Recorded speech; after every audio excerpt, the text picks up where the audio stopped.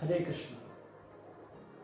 Om Ajnanatimirandasya Jnananjana Shalakaya Chakshurunmilitam Yena Tasmai Shri Gurave Namaha.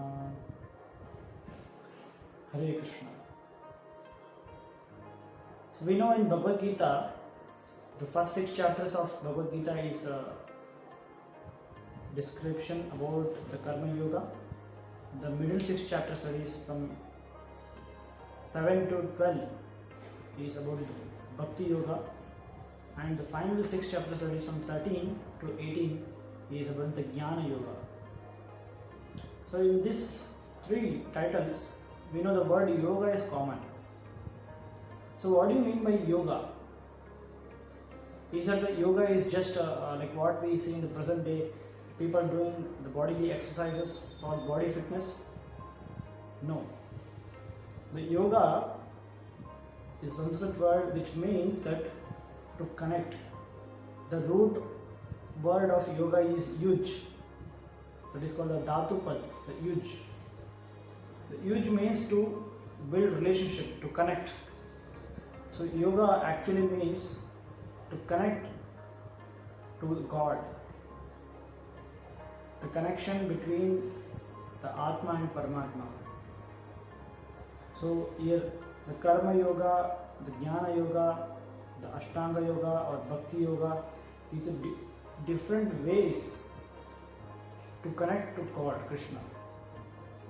So in this video we will try to understand the Sakama Karma, that is or Karma Kanda, and the Karma Yoga, that is Sakama Karma Yoga. So what is the difference? There is a difference. A certain part of Vedic scriptures supports and facilitates the material desires of the jiva in this world, and it gives the direction by certain Vedic procedures by following which the jivas can achieve whatever the material desires it has. Like the jivas, the living entities may desire good wealth, facilities for enjoyment, attainment of the Swargaloka. So there are different yajnas and different kinds of rituals mentioned in the Vedic scriptures, so that shows the way, the procedures to attain such kind of material desires. So this section of Vedic scripture is called Karma Kanda. So now the Sakama Karma is the living entities who perform these yajnas or the rituals which is according to the basic scriptures to fulfill their material desires and for their own enjoyment and for their own personal benefit. They have nothing to do with the self-realization. They have nothing to do with the understanding about the God and the permanent happiness. So that's why they come under the category of Sakama Karma. If the living entities are performing actions, they have material desires, they want to fulfill the material desires, and they are fulfilling the material desires according to the Vedic scriptures by following yajnas or rituals or any kind of other vratas, and finally they are offering some part of the result to God, then it comes under the category of Sakama Karma Yoga. So this is what is the difference between the Sakama Karma or Karma Kanda and Sakama Karma Yoga. So both of them have material desires. Both of them are doing action for their own benefit, for their own enjoyment. But one is completely devoid of self-realization, nothing to do with the God, or is not interested in the permanent happiness, Shreyas.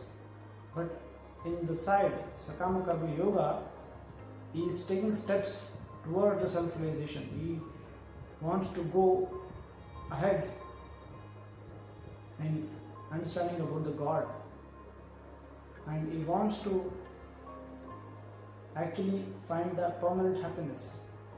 We want to enter into the eternity. So that's why he comes under the category of Sakama Karma Yoga, because by offering his part of results to God, he has begun the process of detaching himself from the bodily conception, which is not the true identity of the soul.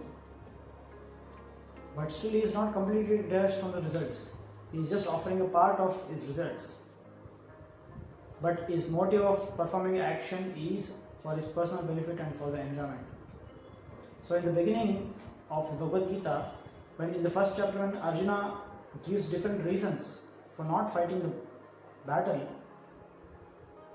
so one of the reasons was that I will not get enjoyment, because once if I fight the battle, and if suppose all the Kauravas are died, with whom should I fight the battle? That's what Arjuna says to Krishna. So then with whom should I enjoy the kingdom? That's what Arjuna says to Krishna. I will not have any enjoyment because there are no relatives. So then Krishna in second chapter argues on the basis of Sakama Karma, because he knows, though I have spoken the knowledge about Atma, about the soul, but Arjuna is not in that platform right. Now he is on the karma platform. So let me speak on the Sakama Karma. So Krishna speaks in favor of Sakama Karma first. So then gradually moves ahead to Nishkama Karma and Jnana Yoga.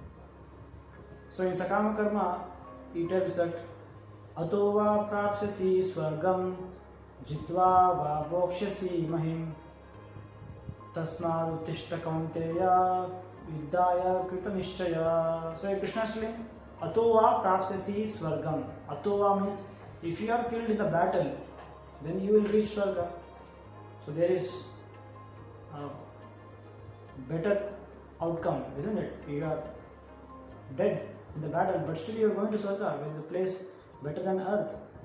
Then Jitva va bhokshyasi mahi. If you are winning the battle, you get the victory, then you will get kingdom. So you can enjoy the kingdom. So either way you are getting the benefit. So Yuddhaya Krita Nishchaya. So therefore get up, O Arjuna, and fight this battle. So that's how Krishna encourages him to fight on the basis of Sakama Karma.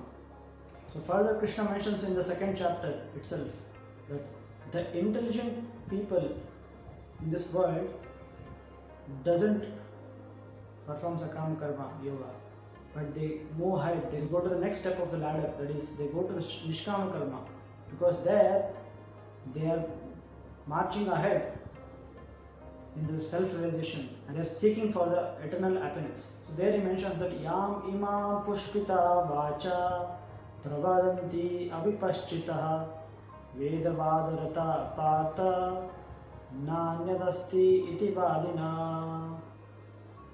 So here Krishna is mentioning that Yam imam pushpita vachaha. Pushpita means the flowery, vachaha means words. Pravadanti avipaschitaha. Vipaschita means very intelligent. Avipaschita means not so intelligent, not intelligent at all. So those who are not intelligent, they speak big words, they speak flowery words. Flowery means very decorative, very like it appears very sweet, okay. And what kind of words? Vedavadarata partha. So as if they are Vedic scholars. They know everything from the Vedas. Vedavadarata partha anyadasti iti vadina. There is nothing better to achieve in this world. What is the better thing? So that he mentions in the next verse that Kamatmanah swargapara janma karma phala pradhan kriya vishesha bahulan bhogaishvarya gatim prati. So Krishna is mentioning that such kind of unintelligent people, those who think that they are well versed in Vedas, so they are scholars of Vedic scriptures and they think that they know the conclusions of Vedas, they proclaim boldly that only thing which can be attained in this human life is Swarga. Kamatmanah Swarga Para, where all your material desires will be fulfilled and you can enjoy at the highest extent. Kamatmanah Swarga Para, Janma Karma Phala Pradhan, and to get better facilities for enjoyment. Kriya Vishesha Bahulan Bhogashwarya Gatim Prati. Bhogashwarya means, Bhoga means all the facilities for enjoyment and Aishwarya means the wealth. So this is what is the highest thing which we can attain and there is nothing else to attain. So that's what these unintelligent people will claim, like this Krishna is telling in the second chapter. So that's why again here Krishna mentioning how the Sakama Karma yogis are like the avipaschita, that is they are unintelligent. So before Krishna actually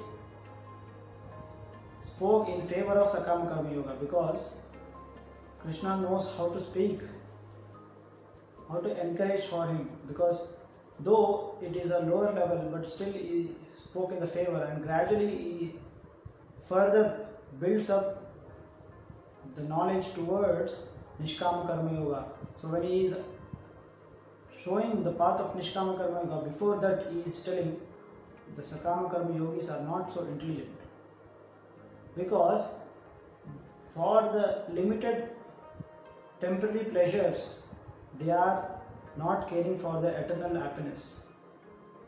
That's why he is telling the Sakama Karma yogis are unintelligent. Because the intelligent people always look for the permanent happiness, for the long-term happiness, for the eternal happiness.